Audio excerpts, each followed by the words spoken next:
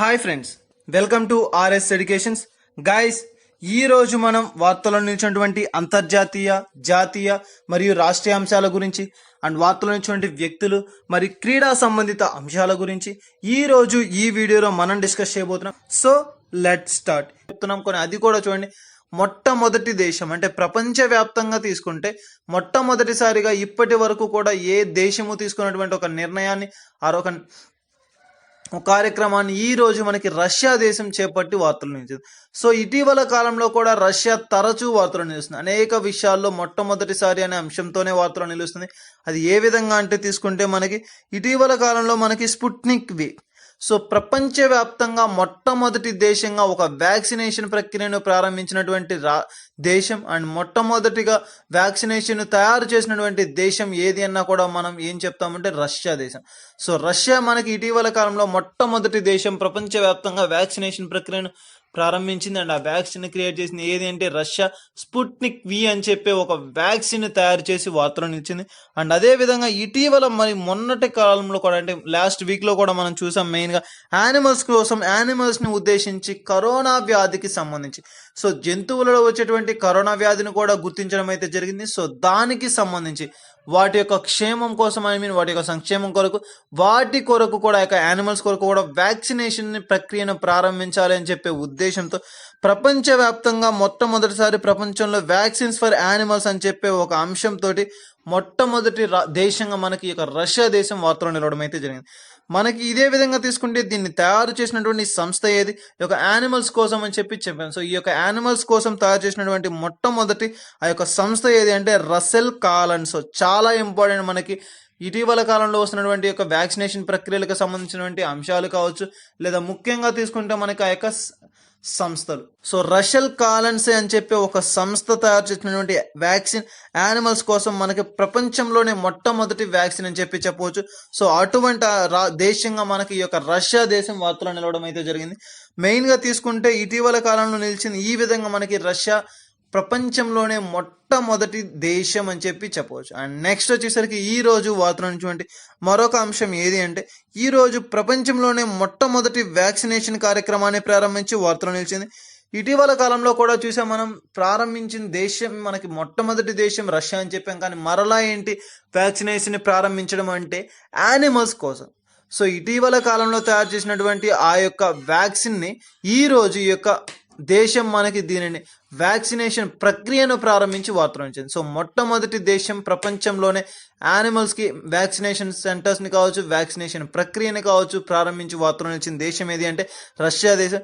So main గా తీసుకుంటే మనకి ఈ రష్యా దేశంలో యొక్క వ్యాక్సినేషన్ ప్రారంభాన్ని ఎలా ప్రారంభించారంటే మన ఆ దేశంలో ఉన్నటువంటి యొక్క జంతువులకు సంబంధించి దాదాపుగా 17,000 డోసులను వ్యాక్సిన్ డోసులను విడుదల చేయడం అయితే జరిగింది.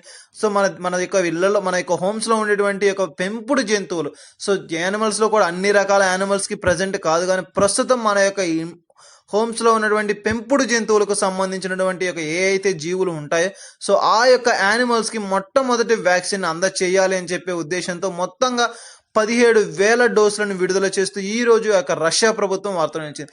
సో ఈ విధంగా ఈ యొక్క 17,000 డోసులను మన ఇండ్లలో ఉన్నటువంటి యొక్క పెంపుడు జంతువులకు ఆ యొక్క వ్యాక్సినేషన్ ప్రక్రియను పూర్తి చేయాలి, త్వరితగతిన ఆ వ్యాక్సినేషన్ అందించాలి అని చెప్పే ఉద్దేశంతో ఈ రోజు మనకి ఈ యొక్క వ్యాక్సినేషన్ ప్రక్రియను ప్రారంభించారు రష్యా దేశం. సో ఈ విధంగా మనకి ఈ యొక్క మెయిన్ గా తీసుకుంటే ప్రస్తుతం మనకి దీనిని తయారు చేసినటువంటి సంస్థ అనేది చాలా ఇంపార్టెంట్. సో 17,000 వ్యాక్సిన్స్ ని విడుదల చేసిన రష్యా దేశం ఏ సంస్థ ద్వారా అంటే రసెల్ కాల్నసో అని చెప్పి ఒక సంస్థ ద్వారా దీనిని విడుదల చేయడం అయితే జరిగింది. మెయిన్ గా ఈ యొక్క వ్యాక్సిన్ నేమ్ ఏంటి అంటే కార్నివా మసదార్ అని చెప్పి ఒక వ్యాక్సిన్. సో యానిమల్స్ కోసం తయారు చేసినటువంటి యొక్క వ్యాక్సిన్ యొక్క నేమ్ ఏంటి అంటే కార్నియా నట్సార్ అని చెప్పే ఒక వ్యాక్సిన్ ని యానిమల్స్ కోసం తయారు చేసి ఈ రోజు దాని యొక్క వ్యాక్సినేషన్ ప్రక్రియను కూడా ప్రారంభించడం అయితే జరిగింది రష్యా దేశం. సో ఈ విధంగా తీసుకుంటే ప్రపంచంలోనే మొట్టమొదటిసారిగా జంతువుల కొరకు ఒక వ్యాక్సినేషన్ ప్రక్రియను ప్రారంభించినటువంటి దేశంగా మనకి ఈ యొక్క రష్యా దేశం వార్తలో నిలుస్తుంది. సో ఈ విధంగా ఈ యొక్క రష్యాకు సంబంధించినటువంటి అంశాలు కావచ్చు, మెయిన్ గా అభ్యర్థులు గమనించాలి, పోటీ పరీక్షలకు ప్రిపేర్ అవుతున్న వారు కూడా ఎక్కువగా కూడా మెయిన్ గా వ్యాక్సిన్స్ కి సంబంధించి, మెడిసిన్స్ కి సంబంధించి అండ్ అండ్ డ్రగ్స్కి సంబంధించి ఇటువంటి అంశాల పట్ల ప్రత్యేకంగా శ్రద్ధ వహించాలి. సో ఇది మనకి ఈ రోజు వార్తలు నుంచి రష్యా దేశానికి సంబంధించినటువంటి అంశం. అండ్ నెక్స్ట్ వచ్చేసరికి చాలా చాలా ఇంపార్టెంట్, మనకి ఈ రోజు మనకి ప్రపంచంలోనే మొట్టమొదటిసారిగా అని చెప్పే మరొక దేశం వార్తలోనే వచ్చింది. అది ఏంటి అంటే ప్రపంచంలోనే మొట్టమొదటిసారి DNA బేస్డ్ COVID-19 వ్యాక్సిన్ ని తయారు చేస్తూ తైవాన్ వార్తను వచ్చింది. చాలా ఇంపార్టెంట్, మనకి DNA బేస్డ్ COVID-19 వ్యాక్సిన్ ఇంతవరకు కూడా మన యొక్క ప్రపంచంలోని ఎక్కడా కూడా తయారు చేయబడినటువంటి ఒక వ్యాక్సిన్ ఈ రోజు మనకి ఒక తైవాన్ దేశం చేస్తూ వార్తలు నిలిచింది. ఎలా అంటే ఏ విధంగా DNA మన యొక్క మానవుని లోపల ఉండేటువంటి ఒక DNA అనేది ఉంటుంది. సో దానిని బేస్ చేసుకొని ఈ యొక్క కరోనా వ్యాధికి సంబంధించినటువంటి ఒక వ్యాక్సినేషన్ ఈ రోజు మనకి మొట్టమొదటి దేశంగా, ప్రపంచంలోనే మొట్టమొదటి దేశంగా DNAని యూజ్ చేసుకొని COVID-19 వ్యాక్సిన్ ని తయారు చేస్తూ ఈ యొక్క తైవాన్ దేశం వార్తలు నిలిచింది. ఏ విధంగా అంటే మనకి వ్యాక్సిన్ తయారు చేసిన దేశంగా అండ్ అదే విధంగా ట్రయల్స్ను కూడా ప్రారంభించినటువంటి దేశంగా మనకి తైవాన్ని తీసుకోవచ్చు. ఎప్పుడు కూడా ఒక వ్యాక్సినేషన్ ప్రక్రియను ప్రారంభించారు అన్న లేదా ఒక వ్యాక్సినేషన్ తయారు చేశారన్న దానిని ముందుగా ట్రయల్స్ అనే ప్రయోగశాలలో ప్రయోగించడం అయితే జరుగుతుంది. సో ఏ విధంగా ప్రయోగిస్తారంటే ఒక జీవులపైన, జంతువులపైన దీనిని ప్రయోగించడం అనేది జరుగుతుంది. సో దాని యొక్క సక్సెస్ రేట్ని బేస్ చేసుకొని మానవునిలో ఉన్నటువంటి చర్యల ఆధారంగా, సో మానవుని శరీర ఆకృతికి కావచ్చు లేదా శరీర సమతుల్యతకు కావచ్చు సరిపోయే విధంగా ఉందా లేదా అని టెస్ట్ చేయడం అయితే జరుగుతుంది. సో ఆ తరువాత కూడా 1-2 సార్లు దరిదాపుగా మనకి మొత్తంగా దాదాపుగా ఇప్పటి వరకు జరిగినటువంటి యొక్క వ్యాక్సినేషన్కి సంబంధించి అన్నీ కూడా 1-2 సార్లు ప్రతి ఒక్క వ్యాక్సిన్ని మరలా ప్రయోగించడం అండ్ వారి ద్వారా వచ్చే ఫలితాలు కావచ్చు, సో వీటన్నిటిని కూడా టెస్ట్ చేయడం అనేది జరుగుతుంది. సో ఆ విధంగా తీసుకుంటే ప్రపంచంలోనే మొట్టమొదటిసారిగా DNA బేస్డ్ COVID-19 వ్యాక్సిన్ తయారు చేసి తైవాన్ దేశం వార్తలు నిలిచింది. సో మెయిన్గా తీసుకుంటే ఈ యొక్క యానిమల్స్పై ప్రయోగించారు అని చెప్పవచ్చు. ఏ ఒక్క వ్యాక్సినేషన్ అయినా యానిమల్స్లో ప్రయోగించే ముందు RNA స్టాండర్డ్ అని చెప్పి ఒక దానిని తీసుకోవడం అయితే జరిగింది. సో ఈ యొక్క RNA స్టాండర్డ్ బేస్ చేసుకుని దాన్ని టోటల్గా వీకెండ్ లెవెల్కి తీసుకువెళ్ళి అక్కడ ఆ యొక్క వ్యాక్సినేషన్ను ప్రయోగించడం అయితే జరుగుతుంది. ఎప్పుడైతే ఆ వ్యాక్సిన్ ప్రయోగిస్తారో సో వారి లోపల ఉన్నటువంటి ఆ క్రియలకు సంబంధించి ఆ యొక్క వైరస్కి సంబంధించి కావచ్చు ఏదైనా సరే ఆ యొక్క వ్యాధి అనేది నశించిపోవడం అనేది జరుగుతుంది. కేవలం కూడా మనకి ఈ విధంగా ఈ యొక్క అంశాన్ని బేస్ చేసుకొని, సో కారణం ఏంటంటే RNA స్టాండర్డ్. సో అటువంటి RNA స్టాండర్డ్ని యూజ్ చేసుకొని కరోనా వ్యాక్సిన్స్ని తయారు చేయడం అయితే జరిగింది. కానీ ఈ రోజు మనకి యొక్క తైవాన్ దేశం వచ్చేసరికి మెయిన్గా వారి యొక్క DNA బేస్డ్, సో DNA బేస్ని యూజ్ చేసుకొని COVID-19 వ్యాక్సిన్ తయారు చేయడం అయితే జరిగింది. సో ఈ విధంగా మనకి ఈ రోజు ఈ యొక్క తైవాన్ దేశం వార్తలో నిలిచింది. ఏ యొక్క సంస్థ సహకారంతో అంటే మనకి national institute of virology and health organization వారి యొక్క సహాయ సహకారాలతో ఈ యొక్క కరోనా వైరస్కి సంబంధించినటువంటి ఈ యొక్క DNA బేస్డ్ కరోనా వ్యాక్సిన్ తయారు చేయడం అయితే జరిగింది. ఈ యొక్క మెయిన్గా చాలా ఇంపార్టెంట్ థింగ్ ఏంటి అంటే RNAని యూజ్ చేసుకొని ప్రతి ఒక్కరు కూడా వ్యాక్సినేషన్ పూర్తి చేయడం అయితే జరుగుతుంది. కానీ మొట్టమొదటి దేశం మన యొక్క DNAని యూజ్ చేసుకొని ఈ యొక్క COVID-19కి సంబంధించిన వ్యాక్సిన్ని కనుగొన్నటువంటి మొట్టమొదటి దేశంగా మనకి తైవాన్ ఈ రోజు పేరు ప్రఖ్యాతలు పొందింది. సో ఒక మానవుని లోపల మన యొక్క లోపల ఉన్నటువంటి యొక్క DNAని బేస్ చేసుకొని కరోనా వ్యాధికి సంబంధించి ఒక ప్రాణాంతకమైనటువంటి యొక్క వ్యాధికి సంబంధించినటువంటి ఒక వ్యాక్సిన్ని ఈ రోజు తయారు చేస్తూ తైవాన్ మనకి వార్తలు ఇచ్చింది. సో ఇది మనకి ఈ రోజు వార్తలు ఇచ్చినటువంటి తైవాన్ దేశానికి సంబంధించినటువంటి అంశం. ముఖ్యంగా అభ్యర్థులు గమనించాలి, ప్రస్తుతం ఈ యొక్క వ్యాక్సినేషన్ ప్రక్రియకు సంబంధించినటువంటి అంశాలు ఇటీవల కాలంలో కూడా మనం చూసాం. వ్యాక్సినేషన్ ఇవ్వడం కోసం కూడా వివిధ రకాల కార్యకలాపాలు, టూరిజం అని చెప్పి అండ్ అదేవిధంగా లాటరీ అని చెప్పి, సో వివిధ రకాల కార్యక్రమాల ద్వారా ఈ యొక్క వ్యాక్సినేషన్ ప్రక్రియను పూర్తి చేస్తున్నారు. సో ఆ విధంగా చూస్తే నూతనమైనటువంటి వ్యాక్సిన్స్ మరలా దేశాలు కనుగొనడం అయితే జరిగింది. సో అటువంటి వాటిలో తీసుకుంటే ఈ యొక్క తైవాన్ కూడా DNA బేస్డ్ వ్యాక్సిన్ని ఈ రోజు తయారు చేస్తూ వార్తలు నిలిచింది. అండ్ అదేవిధంగా దానిని యానిమల్స్ పై కూడా ప్రయోగించి ఫలితాలను పొందడం అయితే జరిగింది. సో ఈ విధంగా తీసుకుంటే మనుషులపై కూడా త్వరలోనే దాని యొక్క ప్రభావాన్ని చూపే విధంగా మెయిన్గా ఈ యొక్క ప్రయోగాలు అనేది పూర్తి చేయడం అనేది జరుగుతుంది. సో ఇది మనకి ఈ యొక్క DNA బేస్డ్ COVID-19 వ్యాక్సిన్కి సంబంధించి తైవాన్ ప్రపంచంలోనే మొట్టమొదటి దేశంగా నిలిచినటువంటి తైవాన్కి సంబంధించినటువంటి అంశం. అండ్ నెక్స్ట్ వచ్చేసరికి ఈ రోజు వార్తలో నిలిచినటువంటి మరొక అంశం ఏది అంటే ఒక యాప్ మనకి వార్తలో నిలిచింది. సో మణిపూర్ రాష్ట్రం మనకి వార్తలో నిలిచింది. మణిపూర్ రాష్ట్రం మనకి తరచూ వార్తలో నిలిచినటువంటి అంశంగా తీసుకోవచ్చు. ఇటీవల కాలంలో కూడా వివిధ రకాలైనటువంటి అంశాలతో ఈ యొక్క మణిపూర్ రాష్ట్రం మనకి వార్తలో నిలుస్తుంది. సో ఆ విధంగా తీసుకుంటే ఈ రోజు మనకి మణిపూర్ రాష్ట్రం మరొకసారి వార్తలో నిలిచింది.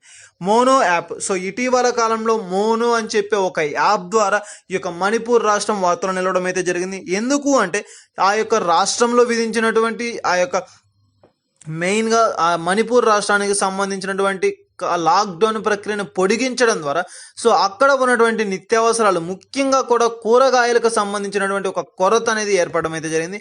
సో దానికి సంబంధించి దాన్ని త్వరితగతిన పూర్తి చేయాలని చెప్పే ఉద్దేశంతో సో డోర్ డెలివరీ ఫెసిలిటీ చాలా ఇంపార్టెంట్. ఒక యాప్ ద్వారా కూరగాయలను డోర్ డెలివరీ ఫెసిలిటీ చేసేటువంటి మొట్టమొదటి రాష్ట్రంగా మణిపూర్ రాష్ట్రం మనకి వార్తలు నిలవడం అయితే జరిగింది.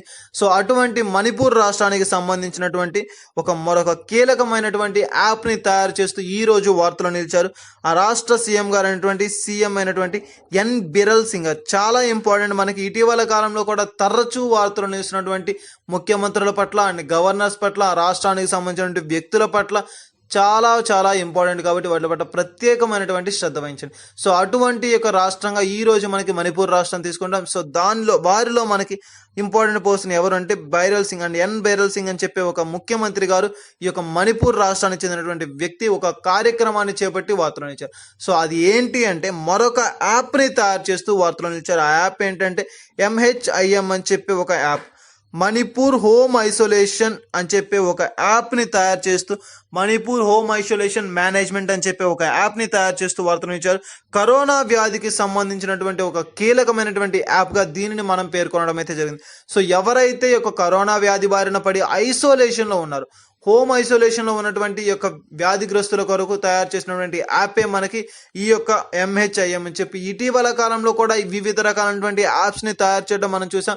సో ప్రత్యేకంగా మనకి ఈ యొక్క యాప్స్కి సంబంధించినటువంటి అంశాల పట్ల ప్రత్యేకమైనటువంటి శ్రద్ధ వహించండి. ఇటీవల కాలంలో ఈ యొక్క యాప్స్కి సంబంధించి మణిపూర్ రాష్ట్రానికి సంబంధించే కావచ్చు, వివిధ రకాలైనటువంటి రాష్ట్రాలకు సంబంధించి ఈ యొక్క కరోనా వ్యాధికి సంబంధించి వస్తున్నటువంటి యాప్స్ పట్ల ప్రత్యేకంగా శ్రద్ధ వహించండి. ఏ యాప్ ఎందుకు యూజ్ అవుతుంది అండ్ ఏ విధంగా వారికి అందజేయడం అనేది జరుగుతుంది. సో అటువంటి అంశాలను తీసుకుంటే ఈ రోజు మనకి ఒక మణిపూర్ రాష్ట్రానికి సంబంధించి MHIM అని చెప్పి ఒక యాప్ అనేది వార్తలు నుంచి మణిపూర్ హోమ్ ఐసోలేషన్ మేనేజ్మెంట్ అని చెప్పొచ్చు. నేమ్లోనే ఉంది మనకి హోమ్ ఐసోలేషన్. సో ఎవరైతే ఈ యొక్క కరోనా వ్యాధి బారిన పడి హోమ్ ఐసోలేషన్లో ట్రీట్మెంట్ పొందుతున్నారో వారందరికీ కూడా మెడికల్గా కావచ్చు లేదా వారి యొక్క అవసరాలకు సంబంధించి కావచ్చు ప్రతి ఒక్క నిత్యావసరాన్ని కూడా వారికి అందించేయడం అనేది జరుగుతుంది అని చెప్పి ఈ రోజు ఈ యొక్క యాప్ ద్వారా దీన్ని వెలువరించడం అయితే ఈ యొక్క రాష్ట్ర సీఎం గారు దీన్ని వెలువరిస్తూ ఇచ్చారు వార్తల్లో. ఎవరైతే హోమ్ ఐసోలేషన్లో ఉన్నారో సో వారికి కావాల్సిన ఆక్సిజన్స్ కావచ్చు, ఆక్సిజన్ కంటైనర్స్ కావచ్చు, ఆక్సిజన్ కాన్సన్ట్రేటర్స్ని కావచ్చు, అదేవిధంగా తీసుకుంటే మెడిసిన్స్ కూడా సో ప్రతి ఒక్క దానిని కూడా వారి ఇంటి యొద్దకే హోమ్ ఐసోలేషన్లో ఉన్న వారికి ఈ యొక్క యాప్ ద్వారా దానిని అందజేయడం అయితే జరుగుతుంది. సో ఈ విధమైనటువంటి ఒక కీలకమైనటువంటి యాప్ అనేది మనకు వచ్చినప్పుడు దాని పట్ల ప్రత్యేకంగా శ్రద్ధ వహించండి. సో అటువంటి యాప్స్కి సంబంధించి MH అని చెప్పి ఒక మనకి మెయిన్గా తీసుకుంటే MHIM అని చెప్పి ఒక హోమ్ ఐసోలేషన్ మేనేజ్మెంట్కి సంబంధించినటువంటి మణిపూర్ రాష్ట్రానికి సంబంధించినటువంటి ఒక అంశం మనకి ఈ రోజు వార్తలు నిలవడం అయితే జరిగింది. సో ఇది మనకి ఒక మణిపూర్ రాష్ట్రానికి సంబంధించినటువంటి ఒక ముఖ్యమంత్రి గారు ప్రవేశపెట్టినటువంటి ఒక కీలకమైనటువంటి MHIM అని చెప్పి ఒక యాప్. సో మెయిన్గా మనకి ఇటువంటి యాప్స్ వచ్చినప్పుడు ప్రత్యేకంగా శ్రద్ధ వహించండి. ఎందుకోసం అంటే కరోనాకి సంబంధించి వచ్చినటువంటి యాప్స్ కరోనా కాలంలో అత్యంత ఎక్కువ శాతం పెరిగిపోయింది ఏంటి అంటే యాప్ వినియోగం అని చెప్పవచ్చు. సో అటువంటి యాప్స్కి సంబంధించి ఎందుకోసం ఉపయోగిస్తున్నారు అండ్ దాని యొక్క ముఖ్య ఉద్దేశం ఏంటి అండ్ ఏ ప్రక్రియ ఏ రాష్ట్రం, సో ఇటువంటి అంశాల పట్ల ప్రత్యేకంగా చూడండి. సో అటువంటి అంశాలకు సంబంధించి ఈ రోజు మనకి మెయిన్గా తీసుకుంటే ఈ యొక్క మణిపూర్ రాష్ట్రం వార్తలు నిలవడం. మరొక అంశం మరొకమైనటువంటి ఏంటి అంటే ఢిల్లీ వార్తలు నిలిచింది. సో చాలా ఇంపార్టెంట్. మనకి ఒక కేంద్ర పాలిత ప్రాంతము అని చెప్పవచ్చు. సో కేంద్ర పాలిత ప్రాంతాల్లో ముఖ్యమైనది మనకి ఢిల్లీ అని చెప్పవచ్చు. సో ఆ యొక్క ఢిల్లీకి సంబంధించి మనకి ఈ రోజు వార్తలు నిలిచింది. ఇటీవల కాలంలో ఢిల్లీ కూడా మనకి తరచు వార్తలు నిలుస్తుంది. హైకోర్ట్స్కి సంబంధించి అండ్ ఢిల్లీ కోర్టులో మనకి వివిధ రకాల పిటిషన్స్కి సంబంధించి అండ్ ఇటీవల కాలంలో భారత్కి సంబంధించి కూడా మనకి వార్తలు నిలుస్తున్నాయి. సో ఇటువంటి యొక్క ఢిల్లీకి సంబంధించి తరచూ వార్తలు వస్తుంది కనుక ఇటువంటి అంశాల పట్ల కూడా ప్రత్యేకమైనటువంటి శ్రద్ధ వహించండి. అండ్ ఢిల్లీ మనకి ఇటీవల కాలంలో ఈ యొక్క వ్యాక్సినేషన్ ప్రక్రియలో కూడా అండ్ వివిధ రకాలైనటువంటి పేర్లతోటి లాక్డౌన్ని విధించడం, సో ఇటువంటి అంశాలతో మనకి తరచూ వార్తలు నిలుస్తుంది. సో ఈ రోజు మనకి తీసుకుంటే ఏ విధంగా నిలిచింది అంటే ఆన్లైన్ మద్యం. సో చాలా ఇంపార్టెంట్, ఆన్లైన్ మద్యం విక్రయం అనే ఒక పేరుతోటి ఈ రోజు మనకి ఒక ఢిల్లీ వార్తలు నిలవడం అయితే జరిగింది. సో ఇటీవల కాలంలో కూడా చూసాం, ఈ యొక్క ఆన్లైన్ డోర్ డెలివరీ ఫెసిలిటీని అందించినటువంటి రాష్ట్రం ఏది అంటే ఛత్తీస్గఢ్. చాలా ఇంపార్టెంట్, ఒక మద్యబాబుల కొరకు ఉపయోగించేటువంటి ఒక ఆన్లైన్ పోర్టల్ని ఛత్తీస్గఢ్ రాష్ట్ర ప్రభుత్వం ఇటీవల కాలంలోనే నిర్మించి ఈ యొక్క వారి యొక్క మందుని వారి యొక్క హోమ్ డెలివరీకే అందించడం అనేది జరుగుతుంది అని చెప్పి, సో అటువంటి రాష్ట్రాల జాబితాలోకి ఈ రోజు తీసుకుంటే మనకి ఢిల్లీ కూడా చేరడం అనేది జరిగింది. సో ఢిల్లీ మనకి ఈ రోజు ఒక నూతనమైనటువంటి ప్రకటన చేస్తూ వార్తలు నిలిచింది. ఆన్లైన్ మద్యం విక్రయానికి సంబంధించినటువంటి ఏర్పాట్లను చేస్తూ ఇటీవల కాలంలో ఛత్తీస్గఢ్ రాష్ట్రం ఏ విధంగా తీసుకుందో ఆ విధమైనటువంటి అంశంతో ఈ యొక్క ఆన్లైన్ మద్యం విక్రయాన్ని డోర్ డెలివరీ చేసేటువంటి ఒక ఫెసిలిటీని కల్పిస్తూ మనకి ఈ రోజు ఢిల్లీ ప్రభుత్వం వార్తలు నిలిచింది. ఎవరైతే ఒక మద్యం అయితే అవసరమైందో సో వారి ఇంటి వద్దకే దాన్ని తెప్పించుకునే విధంగా డోర్ డెలివరీ ఫెసిలిటీస్ని కల్పిస్తూ ఈ రోజు మనకి ఢిల్లీ ప్రభుత్వం వార్తలు నిలిచింది. సో ఎందుకు అంటే మనకి మెయిన్గా తీసుకుంటే ప్రస్తుతం ఉన్నటువంటి ఈ యొక్క కరోనా కాలంలో అధికంగా ఈ యొక్క వ్యక్తులు అనేవారు బయట నిలవడం కానీ లేదంటే తిరగడం, సో ఇటువంటి అంశాలను దృష్టిలో పెట్టుకొని సో మద్యాన్ని వారి యొక్క ఇంటి వద్దకే డోర్ డెలివరీ చేస్తూ అండ్ జన నివాసాలను తక్కువ చేసేందుకు గాను ఈ యొక్క కరోనా అరికట్టేందుకు గాను ఈ రోజు మనకి యొక్క ఆన్లైన్ మద్యం విక్రయాలకు సంబంధించి ఢిల్లీ ప్రభుత్వం తీసుకున్నటువంటి కీలకమైనటువంటి నిర్ణయం వార్తలో నిలిచింది. సో ఇది మనకి యొక్క online door delivery facility. And దీన్ని ఎలా ఆర్డర్ చేసుకోవాలి అంటే వారి యొక్క మెయిల్స్ ద్వారా కావచ్చు, లేదంటే ఒక మెసేజింగ్ సిస్టమ్ ద్వారా కాదు, లేదంటే ఒక కాల్లా కాకుండా ఇలా వివిధ రకాలైనటువంటి యొక్క ప్రస్తుతం ఉపయోగించేటువంటి ఈ అంశాల ద్వారా దీనిని ఆర్డర్ చేసుకొని వారి ఇంటి వద్దకే డోర్ డెలివరీ ఫెసిలిటీస్ని కలిగించుకున్నటువంటి ఒక మద్యం విక్రయాన్ని ప్రారంభించి ఢిల్లీ ప్రభుత్వం మనకి ఈ రోజు వార్తలు ఇచ్చింది. సో ఇది మనకి యొక్క మద్యం విక్రయాలకు సంబంధించినటువంటి ఢిల్లీ ప్రభుత్వం తీసుకున్నటువంటి అంశాలు. సో నెక్స్ట్ వచ్చేసరికి ఈ రోజు వార్తలు ఇచ్చినటువంటి మరొక అంశం ఏది అంటే COVID-19 ట్రీట్మెంట్. చాలా ఇంపార్టెంట్. మనకి ఒక కరోనా కాలంలో కోవిడ్కి సంబంధించినటువంటి ఏ అంశం వచ్చినా సరే, అది చిన్నదైనా వ్యాక్సినేషన్ కావచ్చు, లేదంటే ఒక ప్రక్రియకు సంబంధించి కావచ్చు, లేదంటే ఒక డివైస్కి సంబంధించి కావచ్చు, ఎటువంటి అంశం వచ్చినా సరే ఆ అంశం పట్ల ప్రత్యేకమైనటువంటి శ్రద్ధ వహించండి. సో ఇది మనకి ఏంటి అంటే COVID-19 ట్రీట్మెంట్ లోన్ అని చెప్పి ఒక అంశంతో ఈ రోజు మనకి వార్తలో నిలిచింది.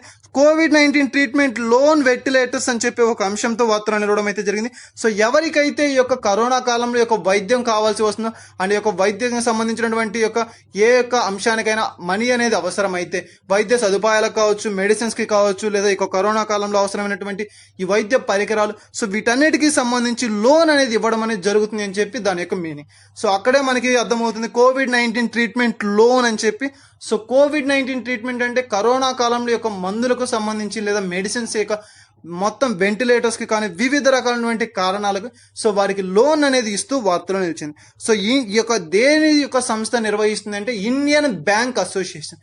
చాలా ఇంపార్టెంట్. ఇటీవల కాలంలో తరచూ వార్తలు ఇస్తున్నటువంటి బ్యాంక్ ఏంటి అంటే ఇండియన్ బ్యాంక్ అసోసియేషన్. అండ్ ఈ యొక్క ఇండియన్ బ్యాంక్ అసోసియేషన్ ప్రధాన కార్యాలయం మనకి ఎక్కడ ఉంది అంటే ముంబైలో దీని యొక్క ప్రధాన కార్యాలయంగా పనిచేస్తుంది. అండ్ దీన్ని ఎప్పుడు నిర్మించారు అంటే మనకి 1946వ సంవత్సరంలో దీన్ని ఏర్పాటు చేశారు, ఇండియన్ బ్యాంక్ అసోసియేషన్ అని చెప్పి. సో ఇటీవల కాలంలో బ్యాంకులకు సంబంధించి కూడా వార్తలు నిలుస్తున్నాయి. సో అటువంటి అంశాల పట్ల కూడా ప్రత్యేకమైనటువంటి శ్రద్ధ వహించండి. సో వార్తలో నుంచి ఈ రోజు మనకు వార్తలో నుంచి మరొక ఇంపార్టెంట్ థింగ్ ఏంటి అంటే హెల్ప్ లైన్. సో ఒక హెల్ప్ లైన్ అనేది మనకి వార్తలో నిలిచింది. చాలా ఇంపార్టెంట్. మనకి ఇటీవల కాలంలో కూడా మనకి చిల్డ్రన్ స్కీమ్స్కి సంబంధించి, చిల్డ్రన్ వెల్ఫేర్స్కి సంబంధించి అండ్ వృద్ధులకు సంబంధించి వివిధ రకాలైనటువంటి కార్యక్రమాలు, వెల్ఫేర్ స్కీమ్స్ మనకి వార్తలో నిలుస్తున్నాయి. అండ్ హెల్ప్ లైన్స్ కూడా మనకి వార్తలో నిలుస్తున్నాయి. సో తరచూ మనకి ఈ యొక్క హెల్ప్ లైన్స్ అనేది ఇటీవల కాలంలో కరోనా కాలంలో కోవిడ్కి సంబంధించి యాప్స్ ద్వారా కావచ్చు, వాటిని మోటివేట్ చేసే ప్రక్రియలో కావచ్చు, వారి యొక్క నిత్యావసరాలను తీసే విషయంలో కావచ్చు, హోమ్ ఐసోలేషన్ ప్రక్రియ, సో ఇటువంటి అంశాలతో మనకి తరచూ కూడా ఈ యొక్క హెల్ప్ లైన్స్ అనేది వార్తలో నిలుస్తున్నాయి. సో ఆ విధంగా తీసుకుంటే ఈ రోజు మనకి ఒక ముఖ్యమైనటువంటి అంశానికి సంబంధించి హెల్ప్ లైన్ అనేది వార్తలో నిలిచింది. ఇటీవల కాలంలో ఎక్కువగా కూడా మనకి దేశంలో చెలరేగుతున్నది ఏంటి అంటే సైబర్ క్రైమ్స్. సో ఈ యొక్క సైబర్ క్రైమ్స్ కి సంబంధించినటువంటి ఒక హెల్ప్ లైన్ జనరల్ గా మనకి ముఖ్యంగా తీసుకుంటే చదువుకున్న వారు కూడా ఎక్కువ శాతం మోసపోతున్నారని చెప్పవచ్చు. సో నిరుద్యోగులు ఎవరైతే నిరక్షరాస్యులు ఉంటారో వారికంటే కూడా అక్షరాస్యులు అంటే చదువుకున్నటువంటి వారు ఎక్కువ శాతం మోసానికి గురవుతున్నారని చెప్పి ఒక సర్వే ద్వారా ఇటీవల కాలంలో వెల్లడించడం అయితే జరిగింది.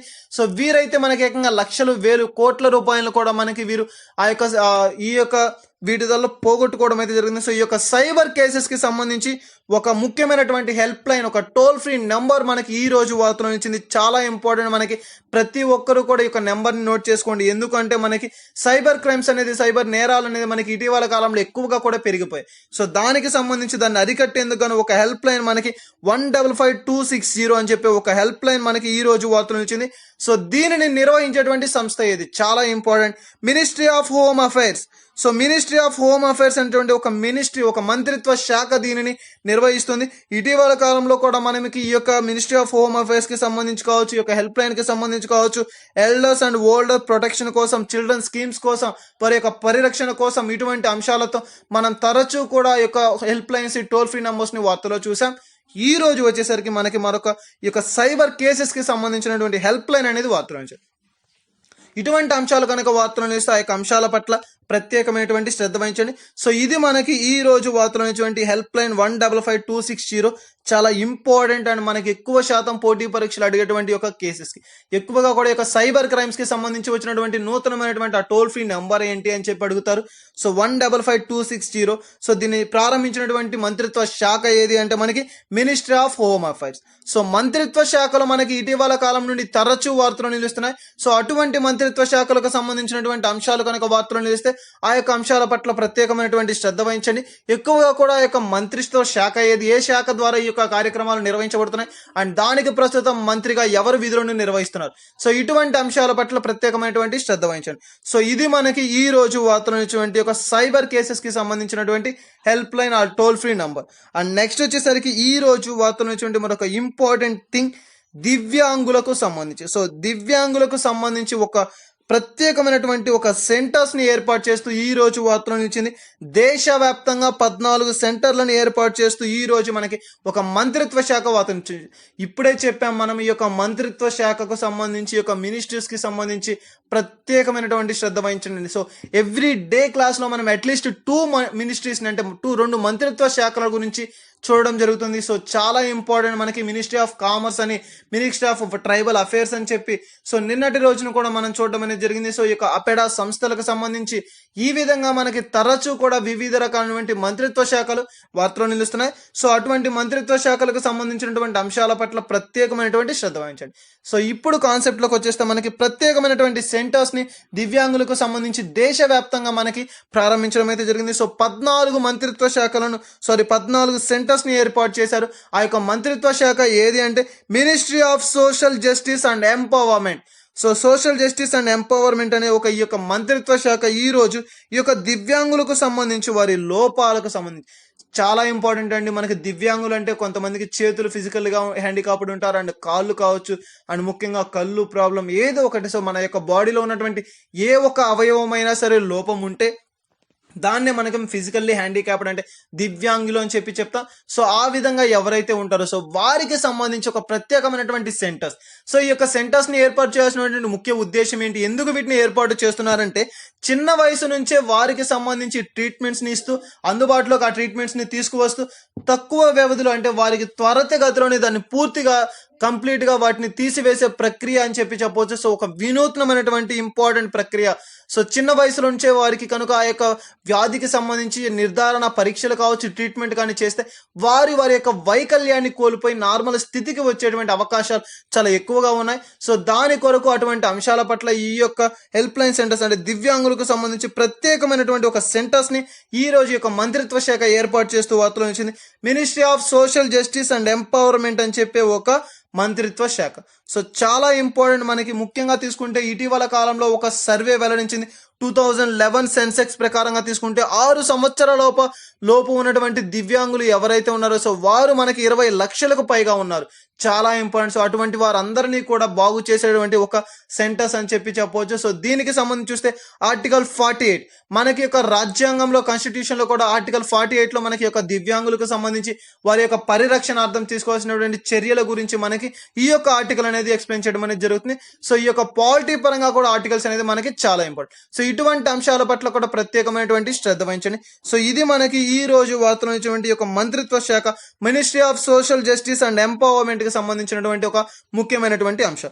సో ఇది మనకి ఈ రోజు వార్తలు ఇచ్చినటువంటి అంతర్జాతీయ, జాతీయ మరియు రాష్ట్రీయ అంశాలకు సంబంధించి అండ్ నెక్స్ట్ వచ్చేసరికి ఈ రోజు వార్తలో నుంచి మరొక అంశం ఏది అంటే university ranking. So university rankings కి సంబంధించి మనకి ఈ రోజు వార్తలో నిలిచింది CWUR అని చెప్తాం, centre of world university rankings అని, ఆ centre for world university rankings అని చెప్తాం.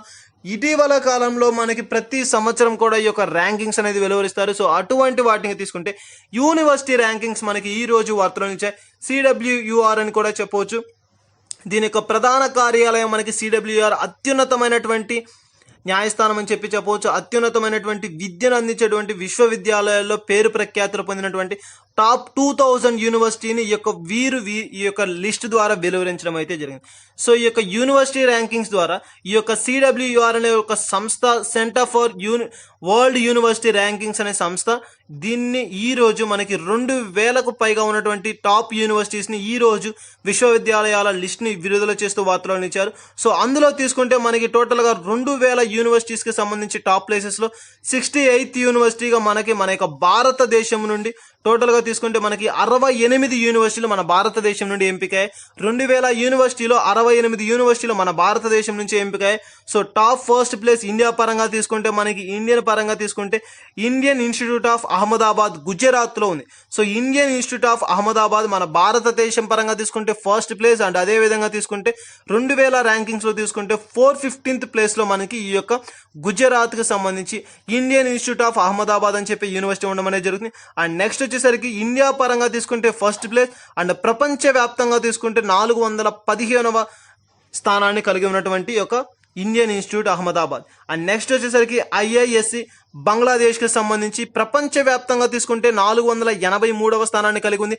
అదే మన భారతదేశంగా తీసుకుంటే మనకి మొత్తంగా ఈ సెకండ్ ప్లేస్ ని కలిగి ఉన్నటువంటి అంశం. సో ఇండియా పరంగా 483 అండ్ ప్రపంచ వ్యాప్తంగా 483 అండ్ మన భారతదేశ పరంగా తీసుకుంటే సెకండ్ ప్లేస్ ని కలిగి ఉన్నటువంటిది IISc అని చెప్పే ఒక university. And next Tata institute అని చెప్పవచ్చు. Tata institute Maharashtra. So third place ని కలిగి ఉన్నటువంటి అంశం మనకి ఈ యొక్క మహారాష్ట్రకి సంబంధించి టాటా ఇన్స్టిట్యూట్. అదే మన భారతదేశ పరంగా కాకుండా ప్రపంచ వ్యాప్తంగా టాప్ 2000 ప్లేసెస్ లో తీసుకుంటే 543 ఆర్ 573 అని చెప్పవచ్చు. సో అంతటి ర్యాంకింగ్స్ ని కలిగినటువంటి దేశాల జాబితాలకు మన భారతదేశం కూడా నిలిచిందని చెప్పవచ్చు. సో 2000లో మన యొక్క భారతదేశానికి 68 యూనివర్సిటీస్ ని కలిగి ఉంది. అండ్ ఫోర్త్ ప్లేస్ లో వచ్చేసరికి IIT బాంబే అండ్ మనకి అదే విధంగా ప్రపంచ వ్యాప్తంగా తీసుకుంటే 560 ప్లేస్ అని చెప్పవచ్చు.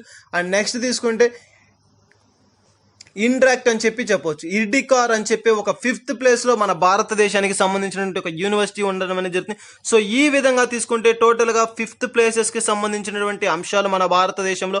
అదే విధంగా టాప్ 2000లో 68 యూనివర్సిటీస్ ని కలిగి ఉన్నటువంటి మన దేశంగా ఈ యొక్క భారతదేశాన్ని చెప్పుకోవచ్చు.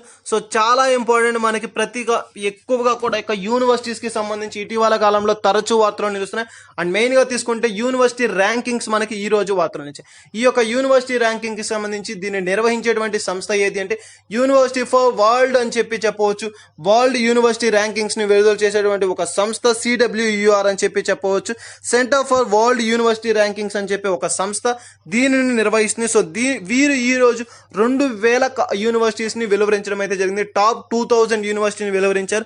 సో ఆ యొక్క లిస్ట్ లో మన భారతదేశానికి చెందినటువంటి 68 యూనివర్సిటీస్ ని కలిగి ఉంది అని చెప్పవచ్చు. సో ఇది మనకి ఈ యొక్క యూనివర్సిటీ ర్యాంకింగ్స్ కి సంబంధించి CWUR అని చెప్పి ఒక సంస్థ నిర్వహించినటువంటి లిస్ట్ కి సంబంధించి మన భారతదేశంలో ఉన్నటువంటి స్థానాల సంఖ్య ఈ విధంగా ఉన్నాయి. సో ఈ అంశాల పట్ల ప్రత్యేకమైనటువంటి శ్రద్ధ వహించండి. ఏ యొక్క అంశాలైనా సరే మనకి ఎక్కువగా కూడా ఈ యొక్క యూనివర్సిటీస్ కి సంబంధించినటువంటి అంశాల పట్ల శ్రద్ధ వహించండి. అండ్ నెక్స్ట్ వచ్చేసరికి ఈ రోజు వార్తల నుంచి మరొక అంశం ఏది అంటే IBF. చాలా ఇంపార్టెంట్, ఇండియన్ బ్రాడ్కాస్టింగ్ ఫౌండేషన్ అని చెప్పి. సో 1999వ సంవత్సరంలో దీన్ని ఏర్పాటు చేయడం అయితే జరిగింది. సో ఇది మనకి ఈ యొక్క ఇండియన్ బ్రాడ్కాస్టింగ్ మనకి మెయిన్ గా ఇంపార్టెంట్. ఇండియన్ బ్రాడ్కాస్టింగ్ ఫౌండేషన్ అనేది ఇకపైన దీని యొక్క పేరు అనేది మార్చబడింది. చాలా ఇంపార్టెంట్. సో దీని యొక్క నేమ్ అనేది మార్చబడి మనకి ఈ రోజు నుంచి ఇండియన్ బ్రాడ్కాస్టింగ్ డిజిటల్ ఫౌండేషన్ గా పేరు పొందిందని చెప్పవచ్చు. డిజిటల్ అని చెప్పి ఎందుకు అంటున్నామంటే ఇటీవల కాలం చూసాం మనకి అమెజాన్, ఫ్లిప్కార్ట్ వివిధ రకాలైనటువంటి ప్రతి ఒక్క అంశం కూడా మనకి డిజిటలైజేషన్ ఇవ్వడం అయితే జరిగింది. సో అటువంటి అంశాలకు సంబంధించి ఒక దీనిని ఏర్పాటు చేయడం అయితే జరిగింది. సో డిజిటల్ అని చెప్పవచ్చు. ఇండియన్ బ్రాడ్కాస్టింగ్ డిజిటల్ ఫౌండేషన్ గా దీని యొక్క పేరు అనేది మార్చబడి ఇకపైన ఈ యొక్క పేరుతోటి దీనిని నిర్వహించబడుతుంది. చాలా ఇంపార్టెంట్. IBF పేరు అనేది మనకి ఇండియన్ బ్రాడ్కాస్టింగ్ ఫౌండేషన్ నుంచి ఇండియన్ బ్రాడ్కాస్టింగ్ డిజిటల్ ఫౌండేషన్ గా మార్చబడింది అని చెప్పి ఈ యొక్క అంశంతో మనకి ఈ రోజు ఈ యొక్క అంశం వార్తలు నిలవడం అయితే జరిగింది. ఎప్పుడు కూడా మనకి ఈ వివిధ రకాలైనటువంటి అంశాలు వచ్చినప్పుడు మెయిన్ గా యొక్క నేమ్స్ చేంజ్ అయినప్పుడు ఆ యొక్క ఫౌండేషన్ కావచ్చు, చారిటీస్ కావచ్చు, లేదా సంస్థలు కావచ్చు, ప్రత్యేకమైనటువంటి శ్రద్ధ వహించండి. ఇటీవల కాలంలో కూడా చూసాం మనకు ఎయిర్స్ కి సంబంధించి ఎయిర్ గో నుంచి ఎయిర్ ఫస్ట్ అని చెప్పే ఒక అంశంతో ఒక కార్యక్రమం మనకు వార్తలు నిలిచిందని చెప్పాం. సారీ, ఒక మెయిన్ ఒక ఫ్లైట్ అనేది వార్తలు నిలచడం జరిగింది. సో అటువంటి నామకరణాలు అనేది మార్చబడినప్పుడు లేదా ఆ యొక్క సంస్థల పేర్లు మార్చబడినప్పుడు ఆ మెయిన్ గా బిఫోర్ ఉన్నది ఏంటి అండ్ ఆఫ్టర్ దాని యొక్క నేమ్ ఏంటి, సో ఇటువంటి అంశాల పట్ల ప్రత్యేకమైనటువంటి శ్రద్ధ వహించండి. సో ఇది మనకి ఈ రోజు వార్తలు నిలిచినటువంటి IBF మనకి ఇండియన్ బ్రాడ్కాస్టింగ్ ఫౌండేషన్ నుంచి ఇండియన్ బ్రాడ్కాస్టింగ్ డిజిటల్ ఫౌండేషన్ గా మార్చబడి ఈ యొక్క IBF ఫౌండేషన్ అనేది మనకి IBDF గా వార్తలు నిలవడం అయితే జరిగింది. సో ఇది మనకి IBF కి సంబంధించి అంతర్జాతీయ, జాతీయ మరియు రాష్ట్రీయ అంశాలకు సంబంధించినటువంటి అంశాలు అండ్ ముఖ్యమైనటువంటి అంశాలు. సో ఇవే కాకుండా మన ఛానల్లో మరెన్నో నోటిఫికేషన్ కి సంబంధించినటువంటి అప్డేట్స్ కావచ్చు, జాబ్ ప్రొఫైల్స్ కావచ్చు, అండ్ అదే విధంగా ఆప్టిట్యూడ్ క్లాసెస్ ని కూడా స్టార్ట్ చేయడం అనేది జరిగింది. సో ఇంట్రెస్టింగ్ క్యాండిడేట్స్ ఎవరైనా ఉంటే విజిట్ చేయండి. అండ్ అదే విధంగా తీసుకుంటే ఆప్టిట్యూడ్ లైవ్ క్లాసెస్ ని స్టార్ట్ చేస్తున్నాం. అండ్ అదే విధంగా ఇటీవల కాలంలో news papers updates, daily news paper updates కూడా మన ఛానల్లో ప్రొవైడ్ చేయడం అనేది జరుగుతుంది. అండ్ మెయిన్ గా తీసుకుంటే డైలీ కరెంట్ అఫైర్స్ కావచ్చు, మనకి ఈ యొక్క నోటిఫికేషన్ వీడియోస్ కావచ్చు, మా యొక్క ప్రతి అప్డేట్స్ అనేది మీకు కనుక రావాలి అంటే, మా యొక్క ప్రతి వీడియోని మీరు కనుక పొందాలి అనుకుంటే సబ్స్క్రైబ్ చేసుకోండి. మా యొక్క ప్రతి అప్డేట్ ని, ప్రతి వీడియోని మేము చేసే మా ఛానల్లో వచ్చేటువంటి ప్రతి లైవ్ కావచ్చు, ఎవ్రీథింగ్ మీరు పొందడం అనేది జరుగుతుంది. Thank you.